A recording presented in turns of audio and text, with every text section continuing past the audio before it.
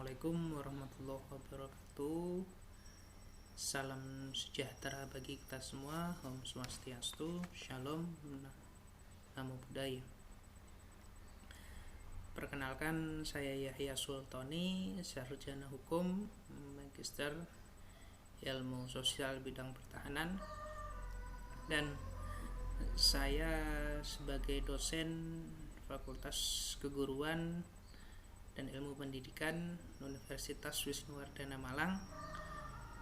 Saya mengucapkan selamat datang bagi mahasiswa baru yang baru bergabung di Universitas Wisnuwardana Malang.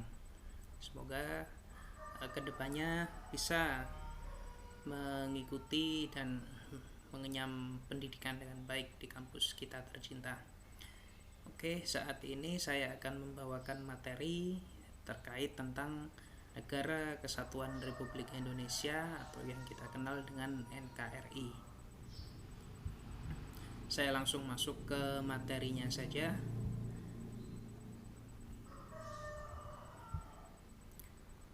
Apa definisinya dari NKRI itu sendiri? NKRI yaitu memang kepanjangan dari Negara Kesatuan Republik Indonesia, dan di mana negara kesatuan ini berbentuk republik dengan sistem desentralisasi, di mana pemerintah daerah menjalankan otonomi seluas-luasnya, kecuali pemerintahan yang oleh undang-undang ditentukan sebagai urusan pemerintah pusat. Jadi pemerintahan daerah di sini diberi kewenangan oleh pemerintah pusat dalam menjalankan pemerintahannya. Dan sangat penting sekali terkait dengan NKRI ini, posisinya sendiri diatur di dalam pasal 1 ayat 1 Undang-Undang Dasar 1945, yaitu pasal pertama, pasal 1. Itu saking pentingnya tentang masalah NKRI ini. Dan di sana diatur bahwa negara kesatuan yang berbentuk republik diperjelas lagi dengan di pasal 18 Undang-Undang Dasar 1945 pada ayat 1 bahwa negara kesatuan Republik Indonesia dibagi atas daerah-daerah, daerah provinsi, dan setiap provinsi juga dibagi daerah kabupaten kota, dan setiap kota dan provinsi mempunyai pemerintahan daerah yang diatur dengan undang-undang. Dan di sini yang seperti kita katakan, pemerintah daerah mempunyai kewenangan penuh. Dan bagaimana sejarah dari NKRI sendiri? Kita mulai dari tahun 1615 yang pertama kali ada momentum kita dijajah oleh negara Belanda, dan Belanda menerapkan satu sistem tanam paksa atau yang dikenal dengan kultur stelsel. Di sini rakyat kita dimanfaatkan, tidak bisa menanam tanaman yang kita ingin tanam seperti bahan pokok dan lain sebagainya, tetapi kita dipaksa untuk menanam satu komoditas yang menguntungkan pihak Belanda, yaitu rempah-rempah.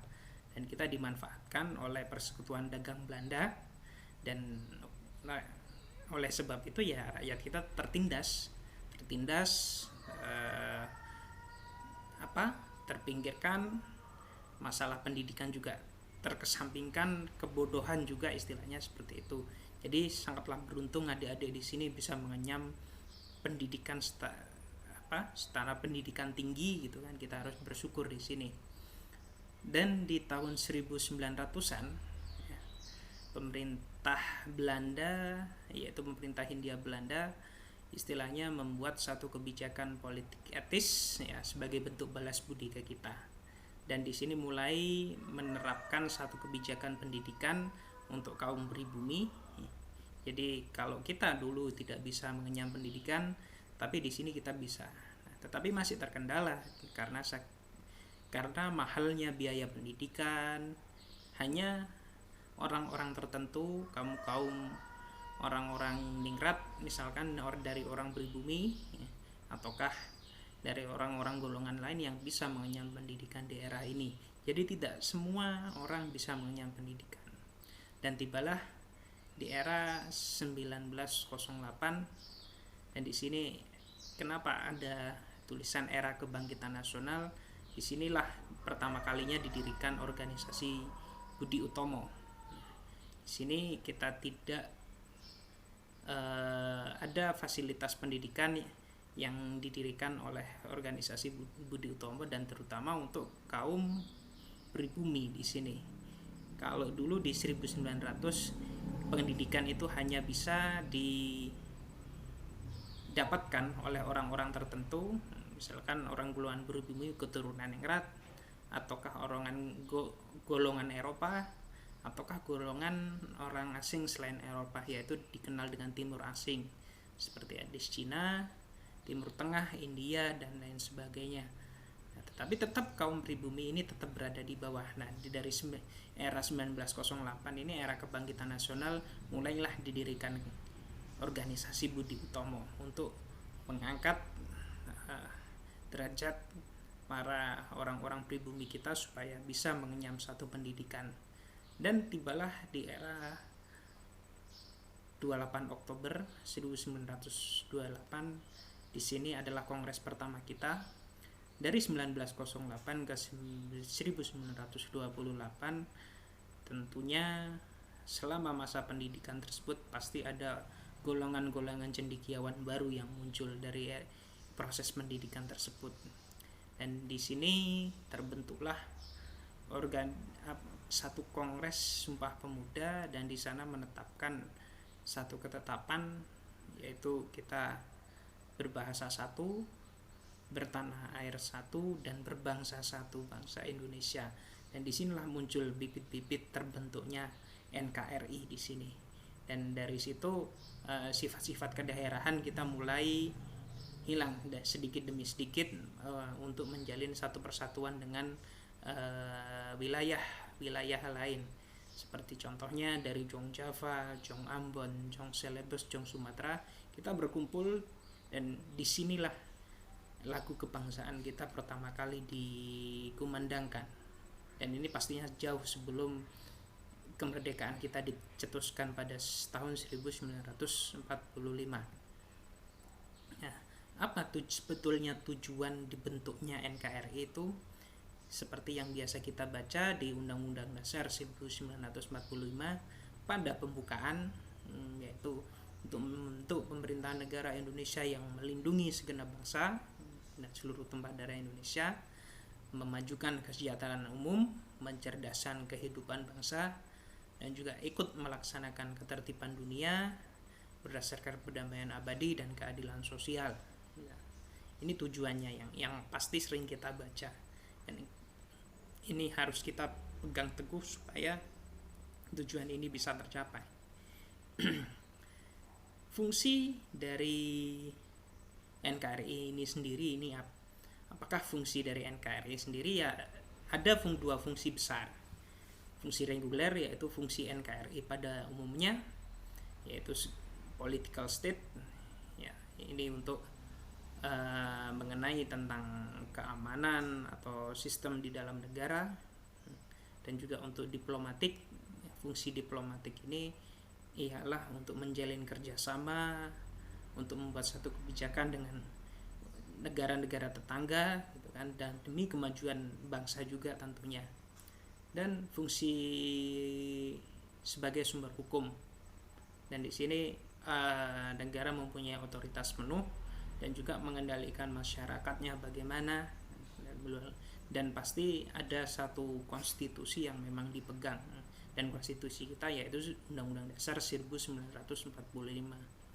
Dan ada fungsi administratif, bahwa kita menganut sistem demokrasi, yaitu negara berada di tangan kekuasaan rakyat, dan negara ini ya pastinya menjadi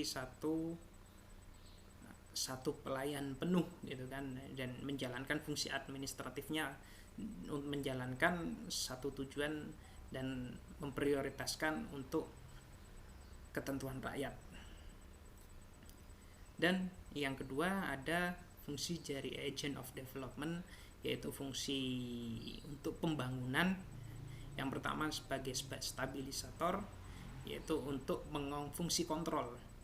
Apa yang perlu dikontrol? Yaitu dari aspek ekonomi yang pertama, habis itu ada stabilisator untuk aspek politik, dan yang ketiga aspek sosial budaya, dan yang kedua yaitu sebagai inovator.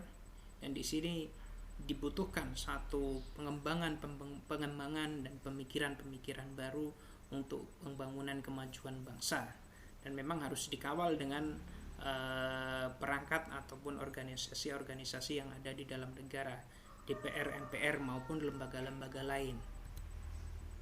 Dan bentuk NKRI sendiri ini ada 4 alasan. Yang pertama yaitu unitarisme, yaitu kita ada gerakan kesatuan, namanya saja Negara Kesatuan Republik Indonesia. Negara tidak memberikan tempat hidup lagi bagi provinsialisme, yaitu sifat-sifat kedaerahan kita tidak ada. Terus ada wilayah-wilayah di Indonesia tidak sama potensi dan kekayaannya, jadi kita harus saling bahu-membahu, saling ngisi. Karena namanya negara kesatuan, kita tidak bisa menjadi satu negara yang mempunyai otoritas penuh, tetapi kita masih bisa saling mengisi kekurangan antar kita. Dan dari segi sudut geopolitik, dunia internasional akan melihat Indonesia kuat apabila sebagai negara kesatuan. Pasti dari kekurangan-kekurangan tersebut, apabila kita menyatukan, apabila kita bisa bekerja sama, dan ini bisa dipandang sebagai keunggulan negara kita. Selain itu, kita harus waspada tentang yang namanya ancaman. Apa itu ancaman? Yaitu setiap usaha dan kegiatan, baik berasal dari luar maupun dari dalam negara, yang dinilai membahayakan keselamatan dan kedaulatan negara. Dan apa saja ancaman-ancaman yang dapat kita hadapi sebagai negara kesatuan Republik Indonesia? Ada banyak, ada beberapa ancaman. Yang pertama ada ancaman berdimensi ideologi, bisa dari luar, ya itu ada paham-paham ataupun pemikiran-pemikiran yang tidak sesuai dengan nilai-nilai kita, misalkan anti Pancasila gitu kan, komunalisme, spiritualisme, yang istilahnya mengganggu mengganggu prinsip dari rakyat-rakyat yang sudah dipegang oleh rakyat. Misalkan prinsip Pancasila gitu kan, ada paham radikal masuk gitu ya. Ada aliran sesat, tindakan main hakim sendiri, gerakan anti kemapanan dan lain sebagainya, ideologi ISIS misalkan. Nah, ini ya, sudah anti Pancasila, contohnya seperti itu. Ada lagi ancaman yang berdimensi politik, yaitu tekanan politik oleh negara ataupun isu-isu yang dipakai untuk menumbangkan satu pemerintahan, gerakan anti Jokowi misalkan, ada pelanggaran HAM, demokratisasi dan lain sebagainya. Dan ini juga kita memasuki era global. Ini ancaman kita ketika kita tidak siap menghadapi perkembangan ekonomi dari negara lain, yang pasti kita juga kalah. Makanya generasi muda kita harus bersiap. Misalkan pasar bebas, jangankan di negara Asia, negara Eropa pun ketika ada krisis ekonomi ya pastinya kolaps dan ya hancur negaranya. Makanya kita harus persiapkan era globalisasi ini. Kita harus inovatif, membuat satu karya usaha apapun itu. Dan ini yang rawan di generasi muda kita, ancaman berdimensi sosial budaya, yaitu ancaman dari dalam, misalkan merosotnya nilai-nilai persatuan bangsa. Kita sudah tidak nasionalis, tidak ada nilai patriotisme, ada watak kekerasan, individualisme, rasa gotong royong sudah hilang. Nah, ini juga berujung kepada lemahnya kualitas bangsa Indonesia. Ancaman dari luar, yaitu adanya nilai-nilai budaya luar, akibatnya terjadi benturan peradaban sehingga nilai-nilai kesatuan semakin tersesak oleh nilai-nilai individualisme. Adanya budaya-budaya dari luar negeri, Ini yang harus kita perhatikan, terutama generasi muda sekarang. Yang berikutnya yaitu ancaman berdimensi informasi dan teknologi tentang cyber. Jadi kejahatan ini tidak hanya fisik saja gitu, tapi kejahatan ini ada yang misalkan ada media massa, isu-isu hoax, ya ini juga berdampak atau berdimensi dari teknologi dan informasi. Kita harus